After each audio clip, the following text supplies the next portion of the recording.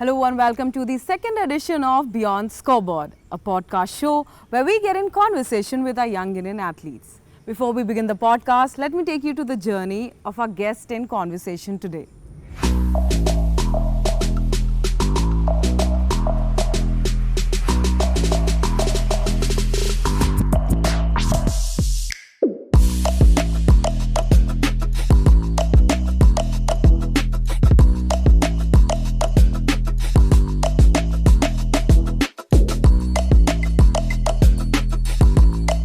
This is an Olympic special podcast and we have a very special guest with us today, former Olympian अनु रानी जी। बहुत बहुत स्वागत है आपका podcast में आने के लिए। Thank you ma'am. कैसी हैं आप? पहले तो बढ़िया एकदम बढ़िया और बहुत बहुत बधाई हो। आप इंडिया को रिप्रेजेंट करने जा रही है पेरिस ओलंपिक में। कैसा लग रहा है? 30 कंटिजेंट के साथ आप जाएंगी, इंडिया को रिप्रेजेंट करेंगी, क्या माहौल है और कितनी एक्साइटमेंट है? काफ़ी अच्छा लग रहा है मैम, क्योंकि मेरा सेकंड ओलंपिक्स है। तो फर्स्ट ओलंपिक्स में वही है कि मैं फिट नहीं थी, इंजरी थी और कोविड की भी सिचुएशन थी। काफ़ी मतलब सभी प्लेयर्स डरे हुए थे कि परफॉर्मेंस से ज़्यादा उनको ये था कि कभी पॉजिटिव ना आ जाए। तो ये है कि उस बार उस तरह की कोई सिचुएशन नहीं है, सब लोग माइंड फ्री है, अपना माइंड फ्री होकर 100% देंगे। और इस बार आई होप कि ओलंपिक्स के जितना 7 मेडल आए थे, तो इस बार शायद उससे ज़्यादा अच्छे मेडल आ सकते हैं। जो हर एथलीट का एक ड्रीम होता है और वो ओलंपिक ड्रीम होता है, पर ये जर्नी ना काफ़ी स्ट्रगल्स होते हैं, इसमें चैलेंजेस होते हैं और आप एक जगह से आती है जहाँ पर एक धारणा होता है कि लड़कियों को गेम्स में नहीं भेजना है या कहाँ जाएगी, क्या करेगी, घर पे ही बैठना है। तो वो चैलेंजेस आपने भी फेस किया इस जर्नी में, पर आपके जो भाई थे वो आपके बिगेस्ट सपोर्टर रहे हैं। उनका क्या रोल रहा है आपकी जर्नी में, आपकी ओलंपिक जर्नी में, आपके ओलंपिक ड्रीम में? जी मैम, ऑफ कोर्स, क्योंकि लड़कियों को तो स्ट्रगल करना ही पड़ता है, क्योंकि जो हमारा समाज है वो मैन डोमिनेट ज़्यादा है। तो यही मतलब थोड़ा चेंज हुआ, लेकिन अभी भी काफ़ी हद तक मतलब ये है कि नहीं, लड़कियों का मतलब अगर लड़की बहुत बड़ी पोस्ट पे भी है, कुछ भी है, लेकिन फिर भी उसको घर में आके उसको ही काम करना पड़ता है। तो ये है कि वो मेंटलिटी वही थी। और मैं तो मतलब गाँव से बिलोंग करती हूँ, एक मतलब बहुत छोटी सी एक सिंपल फैमिली से आती हूँ। तो मेरे लिए भी काफ़ी डिफ़िकल्ट थी सिचुएशन कि हम 5 भाई बहन हैं और तो पापा एक छोटे से किसान हैं और फिर वो भी नहीं कि वो अफोर्ड कर सकते हैं और मतलब इतना स्पोर्ट्स महंगा भी होता है। तो उस टाइम पे भी यही था, पापा की भी मतलब यही सोच थी कि लड़की है तो बाहर तो भेजना नहीं है मतलब।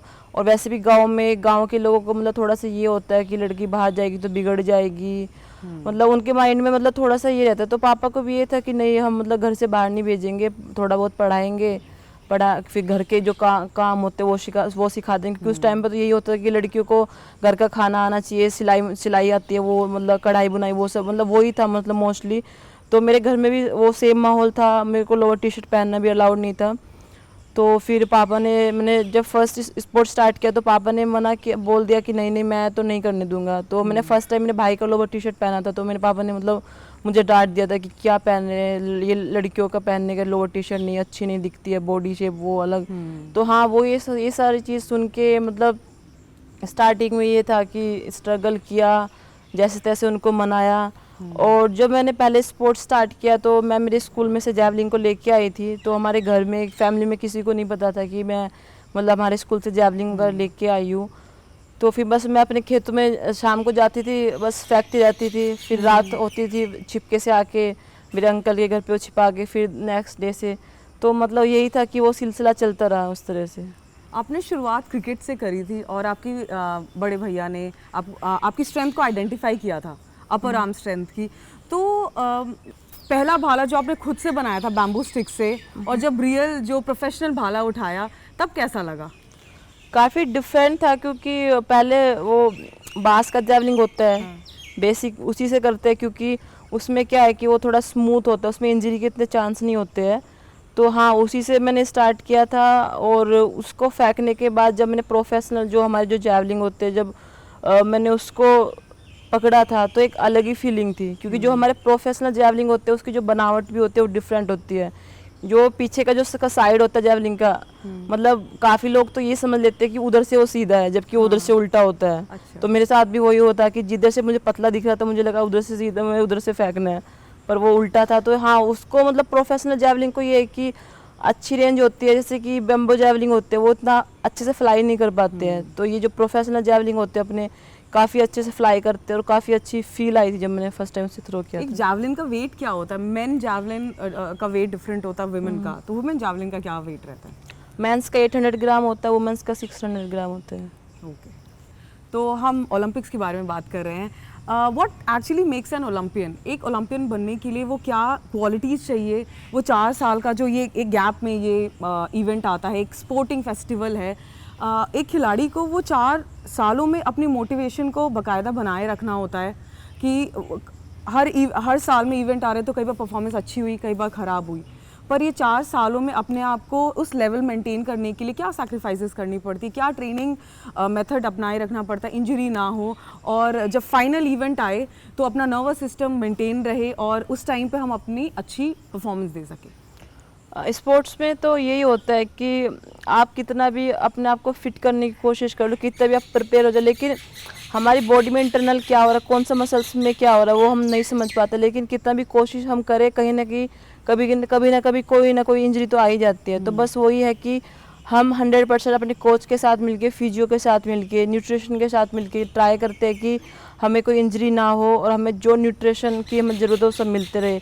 लेकिन उसके बीच में भी क्या होता है कि हमें ट्रेनिंग ऑल आउट में भी कभी कभी थ्रो जाती है, बाकी ट्रेनिंग में जाती है, तो कहीं ना कहीं कोई मसल्स पुल हो जाती है, लेकिन हाँ उसको फिर हमें ध्यान देना पड़ता है, रिकवर करना पड़ता है। और जैसे कि इंजरी है तो वो एक गेम का एक पार्ट होती है, तो कभी इंजरी होती है फिर वो ठीक होती है, फिर हम परफॉर्म करते हैं, लेकिन कभी कभी एक ऐसा फेस भी आता है कि हम एकदम डाउन हो जाते हैं। तो वो लाइफ का ही एक वो ये होता है कि हाँ मतलब कोई भी आपका फील्ड है, अप डाउन्स तो होती है, तो वो ये कि वहाँ से हम फिर उठ के दोबारा से खड़े होते हैं। और जैसे ओलंपिक्स है, हाँ तो ओलंपिक्स के लिए एक अलग ही माइंडसेट चाहिए होता है, क्योंकि जैसे हमारा वर्ल्ड चैम्पियनशिप होता है और ओलंपिक्स होता है, कंपटीशन सेम ही होता है, सेम ही प्लेयर्स आते हैं, बट उसमें डिफरेंट ये होता है कि वर्ल्ड चैम्पियनशिप 2 साल के बाद आती है और ओलंपिक्स 4 साल के बाद आते हैं। तो हर प्लेयर के माइंड में मतलब कहीं ना कहीं वो यही टेंशन रहती है कि 4 साल के बाद आते हैं, तो अभी आगे का 4 साल का पता नहीं, शायद बॉडी रिस्पॉन्स करे ना करे, आगे का टाइम कैसा हो, कोई इंजरी हो ना हो, तो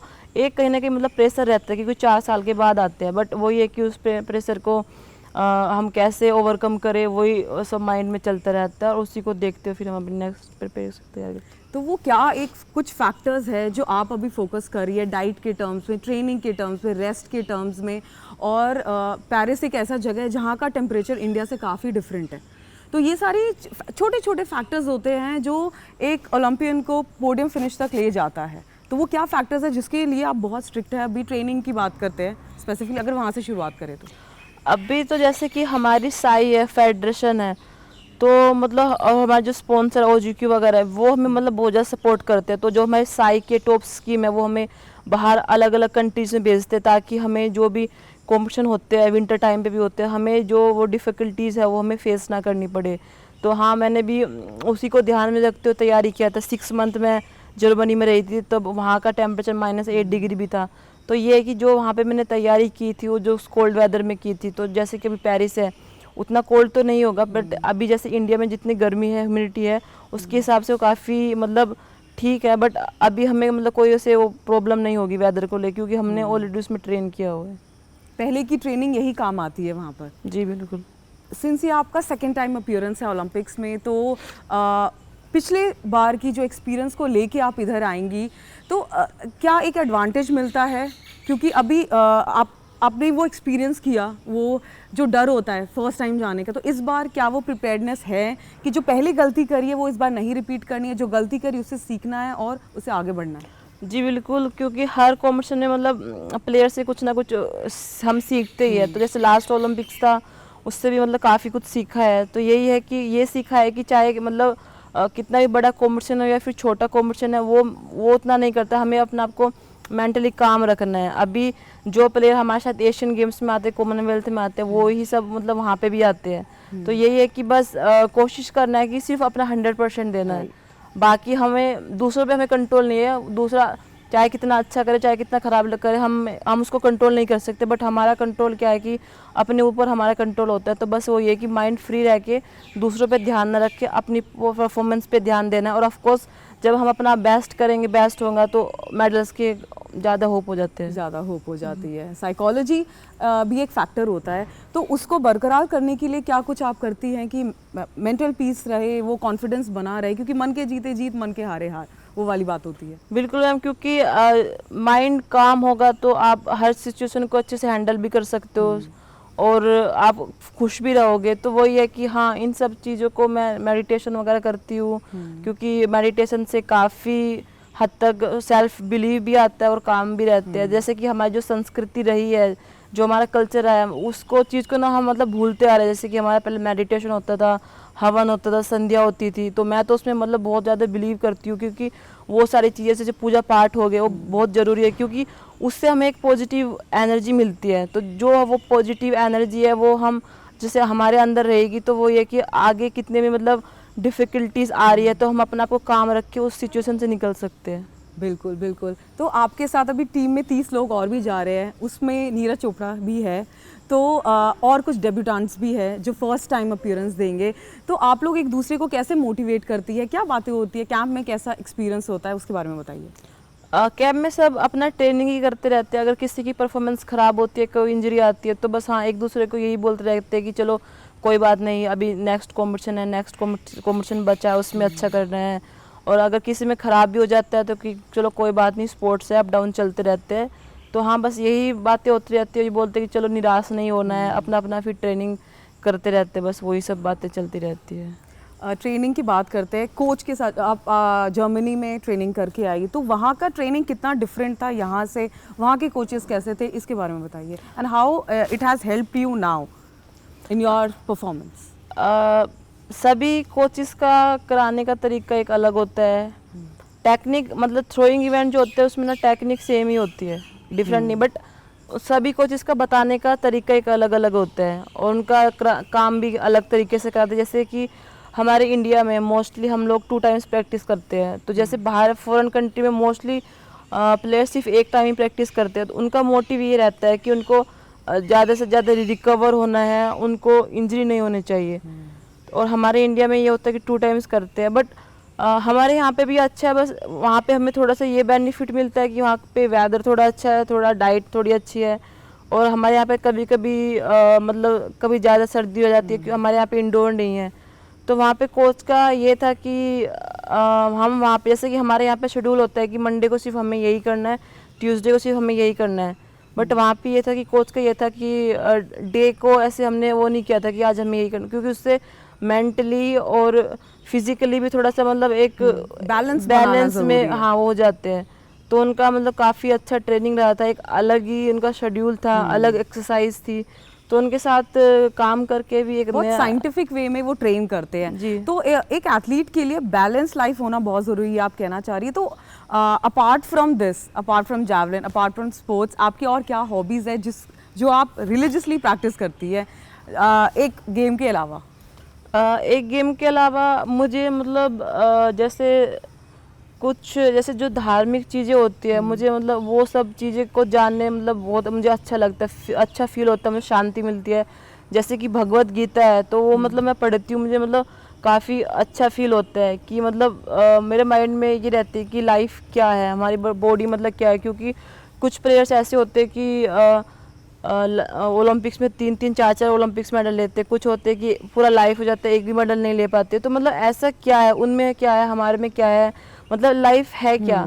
तो मतलब वो चीज़ को जानने के लिए मेरे को थोड़ा सा ये रहता है। और ये कि बोलते हैं कि जैसे लाइफ है, पॉजिटिव है, निगेटिव भी है, और मतलब बहुत सारी चीज़ें हैं। तो मतलब बोलते हमारे जो धार्मिक चीज़ें बोलते हैं कि मतलब शक्तियाँ भी है, वो सारी चीज़ें हैं। तो मतलब मुझे जानने के लिए ये रहता है कि हाँ क्या सच में मतलब ऐसा है, इतनी पावर होती है। क्योंकि जो हम पिछले टाइम के जो हम पढ़ते हैं कि जैसे भगवान कृष्ण होते थे और उनके पास मतलब इतना अस्त्र शस्त्र होते थे, मतलब क्या सच में मतलब वो सारी चीज़ें होती है। तो मतलब कहीं ना कहीं ये रहती है कि ये रुझाव है आपका कि तो मुझे वो पढ़ के एक बिलीव आता है भगवान के ऊपर भी, मतलब एक ट्रस्ट होता है कि ये लाइफ है, इस लाइफ में मतलब कुछ भी पॉसिबल है, कुछ भी हो सकता है। कि जो कोच थे, पहले कोच, उन्होंने बोला दंगल जैसी मूवी देखिए, भाग मिल्खा भाग देखिए। तो apart from the real life heroes, किन्होंने आपको इंस्पायर किया है स्पोर्ट्स में आगे बढ़ने के लिए?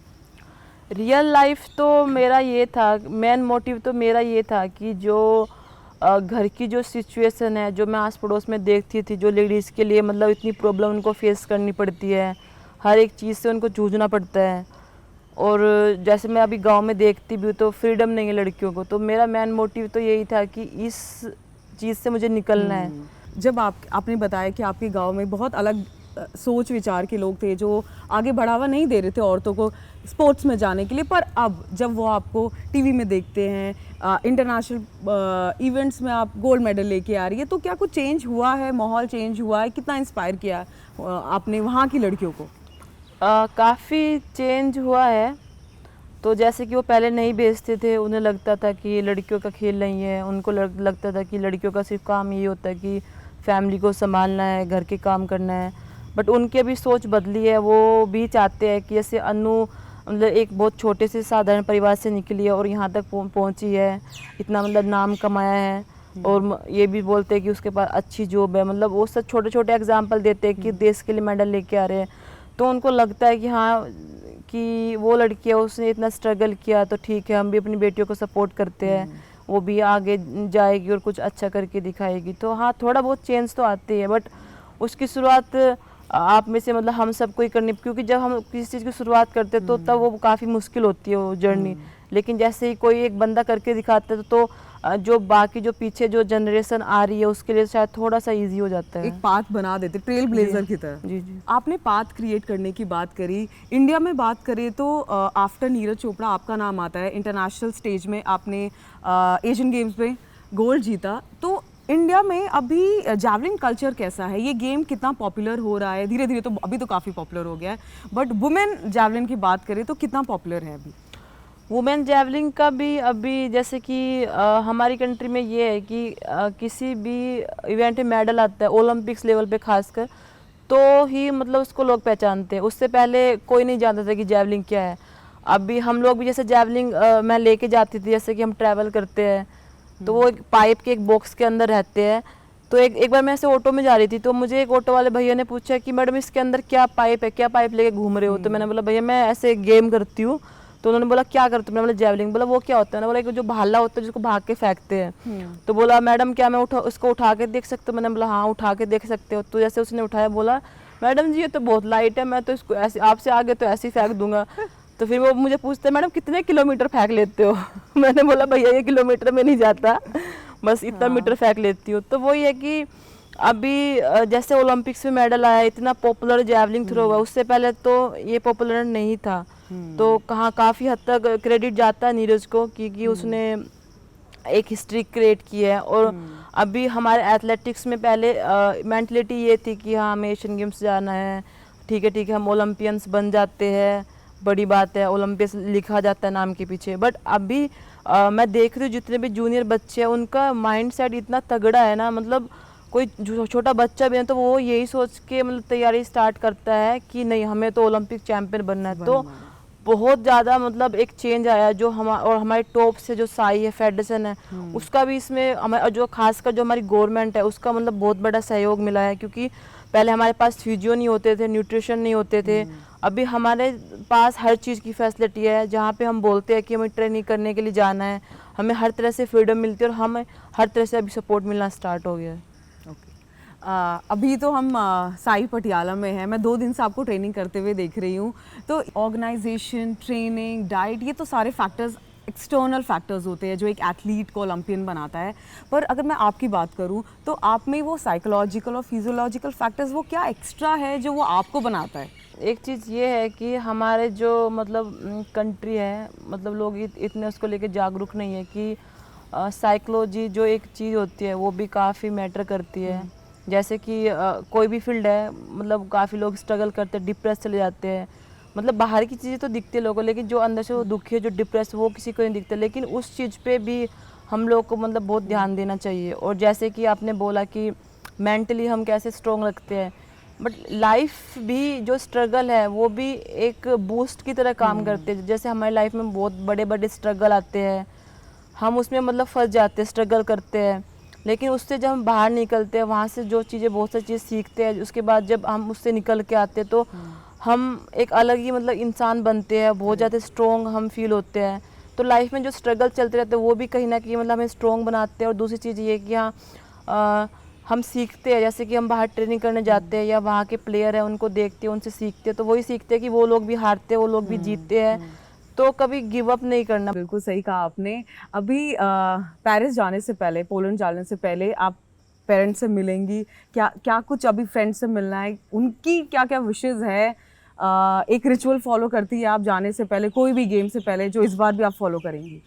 जी बिल्कुल। मैम मैं कहीं भी एक बड़ा टूर्नामेंट होता है तो मेरे जो गुरुजी है, मैं उनका आशीर्वाद लेने तो ज़रूर जाती हूँ, क्योंकि गुरु के आशीर्वाद के बिना, उनके मार्गदर्शन के बिना तो चाहे वो ओलंपिक हो चाहे वो एशियन गेम्स हो, वो सब अधूरा ही होता है। मम्मी पापा से मिलने जाती हूँ, और जो भी बाकी मेरे दोस्त है या कोई भी रिलेटिव है, तो मैं उनको यही बोलना चाहती हूँ कि मेहनत तो हमने किया है, अभी आपके जो गुड विशेस है, आपकी जो प्रेयर है, वो बस आप बना के रखना और फिर हम अच्छा करके आएंगे। बिल्कुल बिल्कुल, पूरे देश की गुड विशेस और प्रेयर्स आप लोगों के साथ है। जाते जाते पॉडकास्ट खत्म होने से पहले मैं चाहती हूँ कि आप एक मैसेज दे अभी यंग जनरेशन जो आ रही है, जिनके ओलंपिक ड्रीम है, जो फर्स्ट टाइम अभी भाला उठाएंगे शायद, उनके लिए क्या एक छोटा सा मैसेज?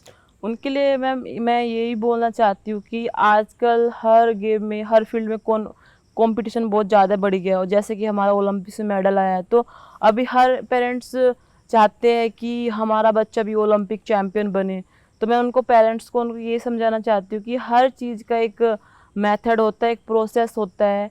और ये भी होता है कि आजकल क्या होता है कि पेरेंट्स ना कंपैरिजन करने लग जाते हैं कि अरे उसका बच्चा तो ये कर रहा है, उसका बच्चा वो मेडल लेके आया, तू क्या करे, तू नहीं करे। तो वो चीज़ है कि उसको आप मत कीजिए, क्योंकि उसका ना बच्चे पे कहीं ना कहीं गलत प्रभाव पड़ता है, या उसके चक्कर में ही आके जो फैसिलिटी नहीं मिलते, जो आजकल जो मतलब थोड़ा डोपिंग वगैरह वो करते हैं, तो वो बच्चे उसी डिप्रेशन में आके, उसी प्रेशर में आके कि ना हमें अच्छा करना, हमें अच्छा करना है। बट सब कोचेस वगैरह को, पेरेंट्स को, फैमिली को ये समझना चाहिए कि हम लोग यहाँ तक आए, हमें 10-10, 12-12 साल हो चुके हैं। और जैसे कि नीरज ने भी ओलंपिक गोल्ड जीता, तो उसको भी 12-13 साल हो गए। तो एक दिन में, 4 साल में, 5 साल में कोई ओलंपिक चैंपियन नहीं बनता। आपको पेशेंस रखना है, परफॉर्मेंस अच्छा भी होगा, ख़राब भी होगा। आपको मतलब बच्चों को डिमोटिवेटेड नहीं करना, ये नहीं बोलना कि भाई उसका बच्चा तो इतना बड़ा स्टार बन गया, तू यहीं पे है। बस ये है कि हाँ, कंटिन्यू आपको अपनी मेहनत करनी है और बस आगे आगे बढ़ते रहना है। और ये है कि अपने आप पे ट्रस्ट रखना है, सेल्फ बिलीव रखना है। जो आपके कोच है, जो सीनियर है, पेरेंट्स वगैरह है, जो आपको बोलते हैं कि अच्छी चीज़ जो आपको बताते हैं उसको फॉलो कीजिए। जो आपके सीनियर प्लेयर्स है, कोशिश कीजिए कि उनसे आप मिलो, उनसे आपकी बात हो चुकी है, क्योंकि उनसे आपको काफ़ी कुछ सीखने को मिलता है। राइट, बिल्कुल आपकी जर्नी सबको इंस्पायर करेगी एंड ऑलरेडी इंस्पायर कर रही है। बहुत बहुत शुक्रिया पॉडकास्ट में आने के लिए एंड ऑल द बेस्ट। हमारी विशेज़ आपके साथ है, डीडी स्पोर्ट्स की विशेज़ आपके साथ है, and this time we will have a podium finish with you. Thank you so much ma'am, thank you. Well, that was it for today. This is me, Aishwarya, signing off. You were watching Beyond Scoreboard.